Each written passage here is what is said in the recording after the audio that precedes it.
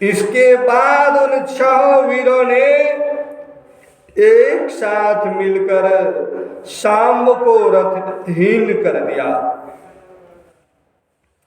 4 वीरों ने एक एक बाण से उनके 4 घोड़ों को मारा। एक ने सारथी को और एक ने शाम्ब का धनुष काट डाला। इस प्रकार कौरवों ने युद्ध में बड़ी कठिनाई और कष्ट से शाम्ब को रथहीन करके बांध लिया। इसके बाद वे उन्हें तथा अपनी कन्या लक्ष्मणा को लेकर जय मनाते हुए हस्तिनापुर लौट आए। परीक्षित, नारद जी से यह समाचार सुनकर यदुवंशियों को बड़ा दुख हुआ, बड़ा क्रोध आया। वे महाराज उग्रसेन की आज्ञा से कौरवों पर चढ़ाई करने की तैयारी करने लगे।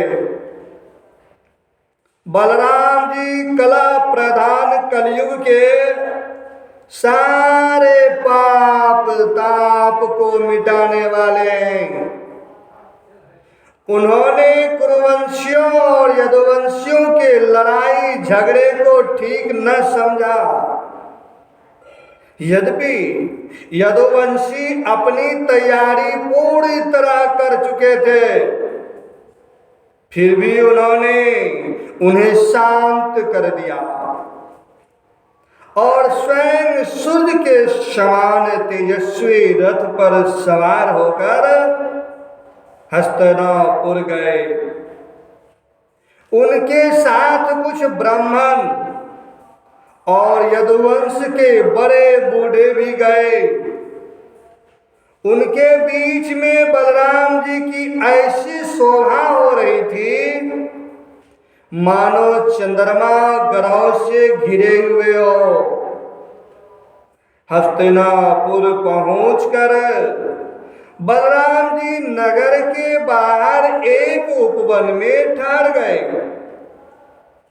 और कौरव लोग क्या करना चाहते हैं, इस बात का पता लगाने के लिए उन्होंने उद्धव जी को धृतराष्ट्र के पास भेजा।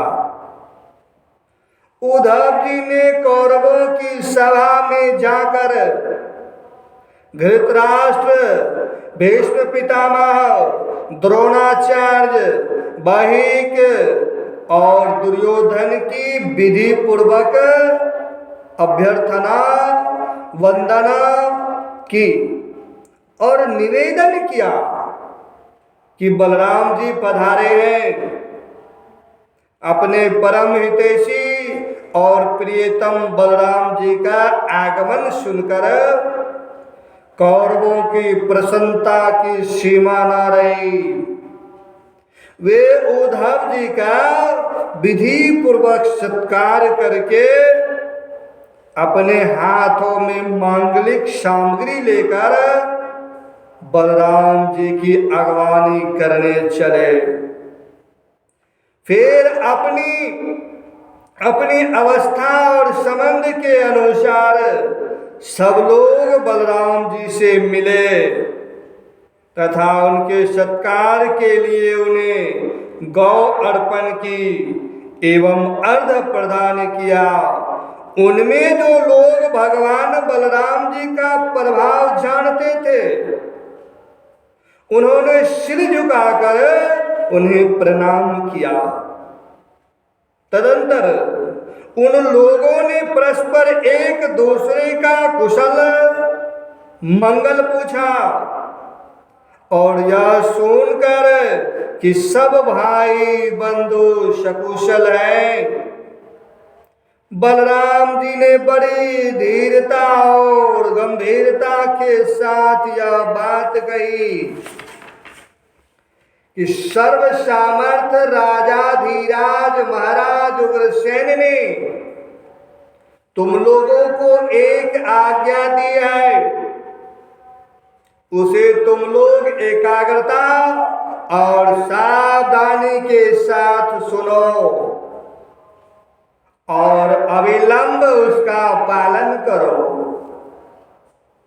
उग्रसेन जी ने कहा कि हम जानते हैं कि तुम लोगों ने कईयों ने मिलकर अधर्म से अकेले धर्मात्मा शांब को हरा दिया और बंदी कर लिया है। यह सब हम इसलिए सह लेते हैं कि हम संबंधियों में परस्पर फूट न पड़े, एकता बनी रहे। अतः अब झगड़ा मत बढ़ाओ, अब झगड़ा मत बढ़ाओ। शाम को उसकी नववधू के साथ हमारे पास भेज दो। परीक्षित, बलराम जी की वाणी वीरता, शूरता और बल पौरुष के उत्कर्ष से परिपूर्ण और उनकी शक्ति के अनुरूप थी। यह बात सुनकर कुरुवंशी क्रोध से तिलमिला उठे।